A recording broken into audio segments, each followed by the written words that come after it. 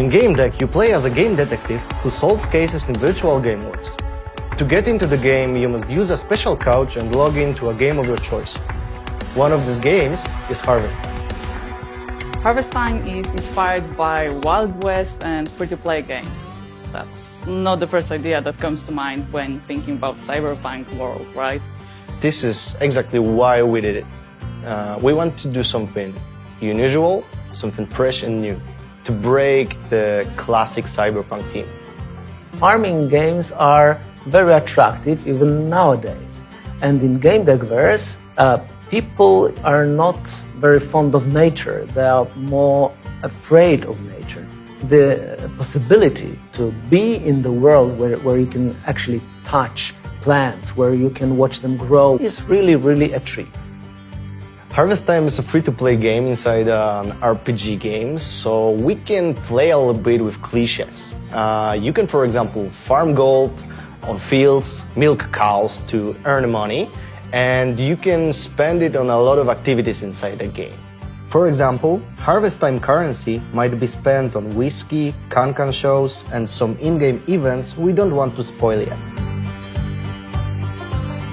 As Gamedecverse contains a lot of virtual realities, we want to underline it with, for example, specific user interface, like those little progress bars or money counter in Harvest Time.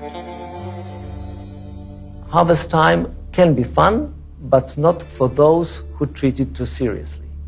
Usually you don't have enough money to own your own farm. You most probably will work for somebody else and you will wear the colors of this farm. And people see this hierarchy and they are drawn into it. They accept this ritual of chores and, long story short, they become addicted. They behave like mindless robots. So you might even say that it's their second job they don't know about. There is a market for chests acquired by playing the game and doing everyday chores like milking cows and moving hay and so on. Those chests are basically loot boxes inside Harvest Time. This market is very important to some people because that's where the real money flows. When you see a player with a kick-ass skin or better tools, you might feel jealous. Some maniacs sell their real property, snowmobiles and stuff just to buy another cow or better skin. A lot is going on in the shadows. Some masterminds make a living only from selling tremendous amounts of chests on the market. Cunning minds started to seek shortcuts, how to speed up harvesting chests and make even more money. People become a resource, a cheap workforce you exploit just to increase your income.